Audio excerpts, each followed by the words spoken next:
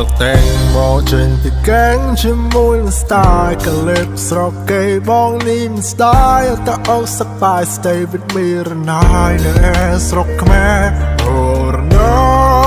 សម្រងនឹងនៅកណរៃបើសម្រងអង្គកំពូតថ្ងៃលេងធ្វើចិនភ្លឹងតែសភាពតាត់ដៃ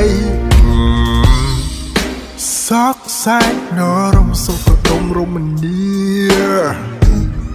ក្រលែកទៅមើលតែសភាពសម្រស់ស្រស់សោភាទាំងដីអាចារ្យយ៉ាងជឿចាំងមិនសង្ឃឹមសាជាថ្មីកំណាំกับអតីតកាលដងដាដល់ចំណងយុវវ័យអូនហើយ